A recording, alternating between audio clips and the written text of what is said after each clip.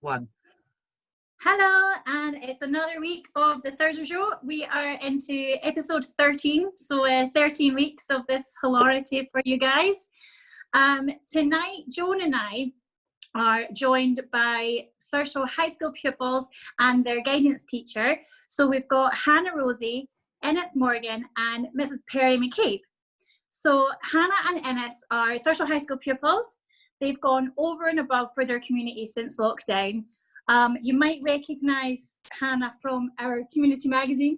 She wrote us a special article there, and they have recently entered a national competition called Your Community Fund. They were to create a presentation to explain why the charity that they had chosen to represent deserved a donation from the Wood Foundation.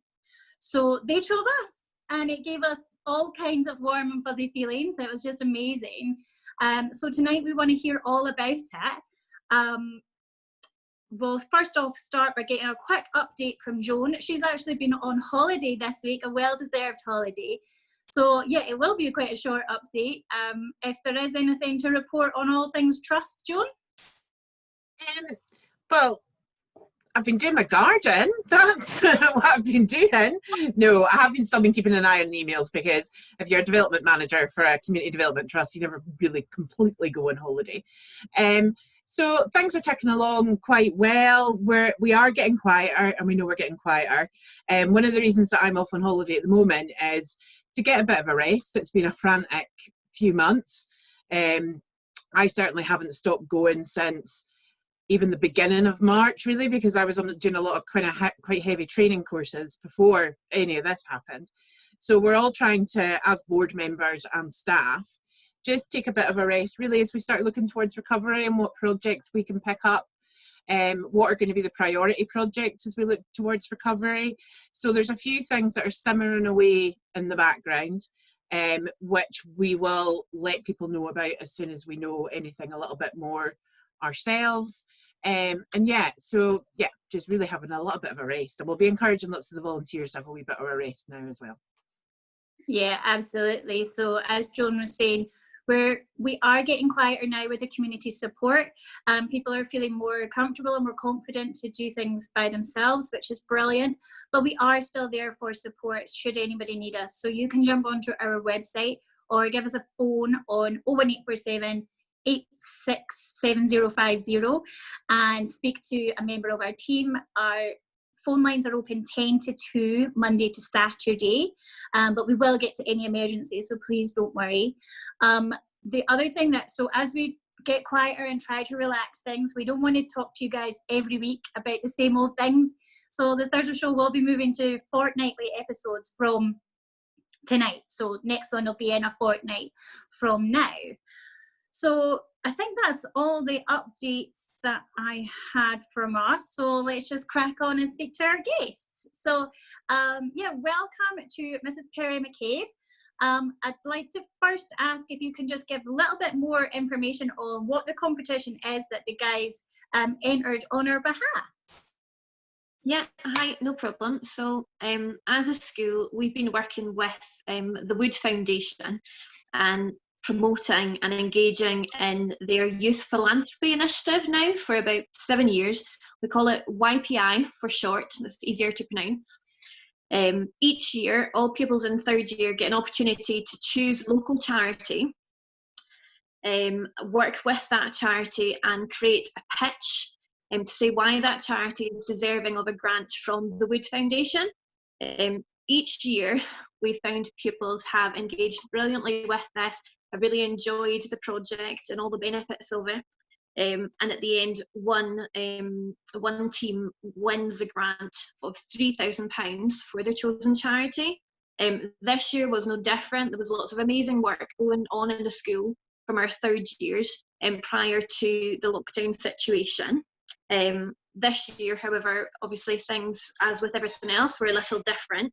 Owing to coronavirus, the competition and the scheme were cancelled. But then in late April, in response to this, the Wood Foundation got in touch with the school and said they were going to launch a new innovative competition called Your Community Fund, which allowed pupils to engage again with a charity in their local community, but recognising the direct impact that charity was having at this time of crisis. We thought really carefully about this as a school, knowing how much pressure our fourth-year pupils were now under, as they'd just undertaken their new national qualifications and have lots and lots of work to be getting on with. And we thought about it really carefully, and then with very little notice, we asked 2 pupils who we knew had already done a power of work and had enjoyed so much engaging with a local charity who just happened to be responding to the crisis in their community, and we knew were doing lots and lots and lots of valuable work. So we asked the pupils if they wished to join in the programme. They did, because they always want more work and more tasks to fill their time, and that brings us to where we are now. Perfect. So I'll chat to both Hannah and Innes now. So my first question is, what made you guys choose Thurso Community Development Trust for your presentation? Okay, so as Mrs. Perrie said, before lockdown, we were working on another project by the Wood Foundation, the Youth Philanthropy Initiative, or YPI for short. And we did hope to pitch for the trust, but as she said, it was cancelled due to coronavirus. And I think, starting the YPI project, it kind of fueled our interest and passion for the work of what the trust were doing. And when we were given the opportunity to help the trust during this difficult time for them, it was kind of just instinctive to us that we had to use it and to help the trust out. Yeah, so I first heard from Innes about the trust when we first started this project, and so over the past 6 months I've gradually found out more and more about Thurso Community Development Trust. So I feel now that I've got a full understanding of what you've been doing for the community and in the community. So it was great when we obviously got the opportunity to do something for you and hopefully help you with your response to COVID-19.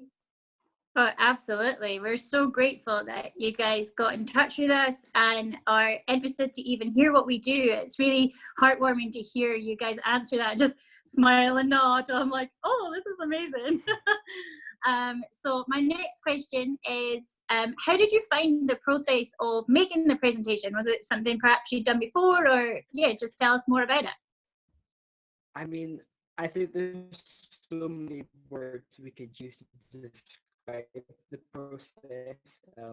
Challenging, fun, enjoyable, and I would say most of all rewarding. We were limited in time and our ability to communicate with one another, like yourselves.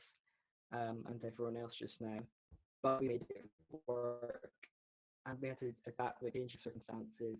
Difficult, maybe, but it was very much worthwhile. There were moments where it was really stressful, but there were moments where it was really enjoyable at the same time as well. And I'm sure if we both got the opportunity to do it again, we would do it without a shadow of it. Yeah, doing the presentation at home was certainly more challenging than doing it at school. Me and his spent most of our time communicating through emails and text messages, just to do with everything to do with the presentation. And Innes was probably sick of the amount of messages he was getting from me when we were doing it. And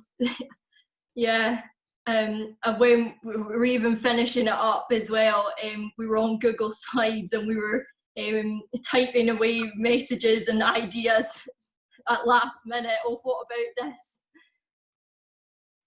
Yeah, it's crazy. I think you've just described how I think lots of people will be feeling Zoom chats, emails, instant messenger, it's just been such a quick turnaround to have to learn all these new things, all these new processes, while still continuing to produce work. So it's just, again, highlighting that you guys have done this. It's not standard schoolwork, it's optional. So yeah, we're so grateful that you guys chose to do this for us. And I guess the question on everybody's lips is, how did it go? What happened? Please tell us. Well, I was sitting on my iPad a few weeks ago, it was, and a notification came through from Mrs. Perrie McCabe, and I just saw it and I thought, I think we've won, because it was I was sitting waiting to find out, and I quickly read through the email from the Wood Foundation, and then as I kept on reading it, I thought, oh, maybe we haven't won. But in actual fact, we had won £4,000. So within 10 minutes, I had messaged Dennis and I was like, oh, we've won. I couldn't believe it. I was just over the moon. And I think I speak for us both when I say just how shocked we actually were when we found out, because schools from all across Scotland could enter, and there are up to 3 submissions in a bid to be one of the 50 winners. And in the end, I think there was over 95 submissions, so we couldn't actually believe we were one of the winning ones. So I was definitely on cloud 9 for the rest of the night, but it did take a few days for it to sink in with me that we had won. And also the other day we found out that Thurso High and Dingwall Academy were the only 2 schools in the Highlands to have won money for their chosen charities. So yeah, it was really amazing. Hannah summed that up pretty well. I remember, I think I was out for a walk or something at the time, and I think Mum got a phone call and she thought it was like a telemarketer type thing, so she just didn't pick up, but I think it was actually Mrs. Perrie. And I got home and I checked my phone and I saw hundreds of messages from Hannah, and I didn't actually know what she was saying at the time. So I went in and read through them all and I realised we'd won. And like she said, I was on cloud 9, yeah. Oh, it's just such good news. And then when you got in touch with us as well, it was so exciting. I can't tell you, we're just so grateful. And the money will go such a long way in helping us continue the support that we're offering at the moment. So let's see, what's my last question now. Yeah, so what have you guys both taken from the experience as a whole, and what's next for you guys? And we've spoken a little bit already about what it's been like learning from home over the last few months. So yeah, if you just tell us a little bit about what you've taken from the whole thing. So yeah, I've certainly learned a lot from this experience, and it will be with me forever, because we took on the challenge at the start of the year hoping to win money through the YPI scheme for the trust, and because of the circumstances thought we would never be able to complete it. But it just shows how a negative situation has resulted in an even better outcome. And I think now we're so close to finishing up for summer that I'm just going to have the time to relax, because these last few months learning from home has kept me super busy, especially when we were doing the presentation on top of our schoolwork, and that yeah, it's been pretty busy, and hopefully we can look forward to returning to normality, or some kind of normality, in August, and getting back into school to see our teachers and friends. Yeah, like Hannah says, I think the one thing, well, the 2 things I'm going to take away from this is persistence. Because if you said to me and Hannah, I think, 2 months ago that we would be here right now, I probably wouldn't believe you. And the other thing is adapting to changing circumstances. 2 months ago, I don't think I would be able to do this, but I can now. And like Hannah says, I'm going to use the summer holiday to rest. Definitely a well-deserved rest. And I think what you guys are saying is so true. If you said to me 2 months ago that I would be doing this every week, putting myself on blooming YouTube looking like a donut, I would have said, I don't think so. I like to look like a donut in the comfort of my own home. And as the pair of us being chuffed a bit at having 40 subscribers, I think we count them. I just want to add in about the work that Hannah and Innes have done. So I met both of you, well, Innes I've known for a little while now, but I think I met Hannah, what was it, back January, February time, something like that. You came down to my office to have a chat. I have just been so impressed with you, just the whole way along.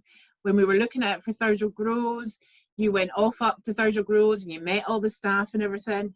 When I've come and asked for an article for the community magazine, no problem, article for the community magazine. I'll probably be back in touch for another article for the community magazine now. And your presentation, when you sent that through to me, I sent it on to, I think, Marion and Helen, who's our chairperson, because it's seriously really impressive. It's really, really good, really good.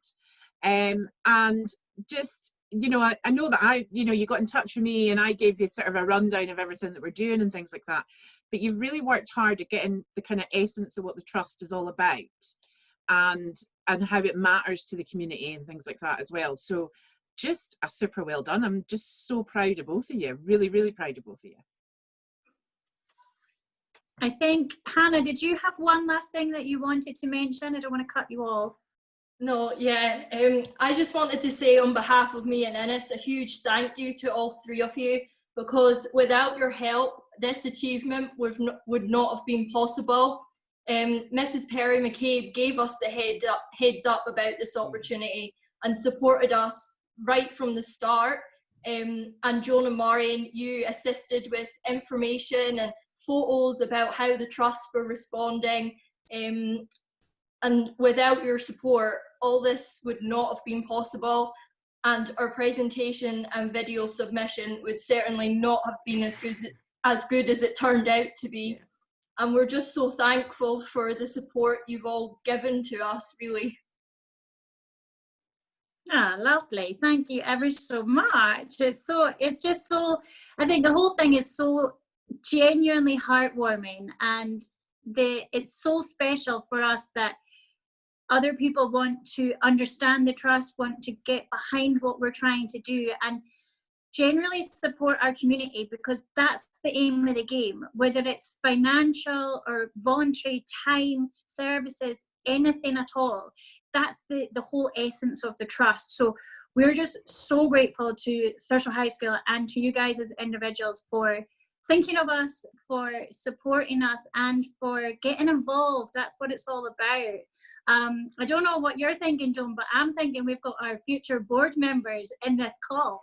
Well, actually, I was thinking more poaching them for community development staff, but you know, if they have to be board members, then well, one way or another, we'll try and get you in.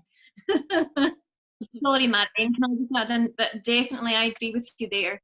These guys, they looked like they were starting a business in the school with all their kind of notes and schemes and plans laid out, and that's, in all honesty, a large part of the reason why we reached out to Hannah and Innes, because their group, not all the rest of the groups in the school, were fabulous as well, but just from the word go, they completely embodied everything that the initiative was about, and they genuinely seemed to care just so much about the charity, and that just showed from day one. So that they got, really, I guess, to present that in the end was really, really, we were so proud of them, and it was such a good thing. Yeah, absolutely. And it obviously came across, the presentation is amazing, and I think what you've just said there obviously came across to the judges as well, because those judges wouldn't have known anything about Thurso or anything about the trust or what we're doing. So to be able to explain it in a short presentation, get across the emotion, the passion, and everything that you guys achieved, and to become one of the 50 winners is just, it's just amazing. So yeah, I think that's us then. So thanks again for joining us. We told you last week that our guests this week were superstars, so we're so excited. So yeah, in a fortnight, I don't know, probably just be Joan and I again, but do tune in anyway in case we do something silly. Thanks, guys. Well, I'm actually wondering about, I'm wondering if we can actually take a vote, because this whole way along that we've been doing the Thurso show, Marion, I have tried to persuade you that we should be doing it from the sea, because that's what our viral video is for. So I'm going with that for the next fortnight. Actually, the one thing that I was going to add was, please, if you are doing painted stones, if you would like to do painted stones, then we are looking for lots and lots of plenty of painted stones. There are quite a lot laid out, but yeah, we're hunting for painted stones if anybody wants to do some of them. So that would be really good. Is that the challenge then? If we get enough painted stones in a fortnight, we'll broadcast from the sea. Yeah. Well, you heard Waves it optional. Okay, doc. Well, thanks again for joining us, and we'll see you guys in a fortnight.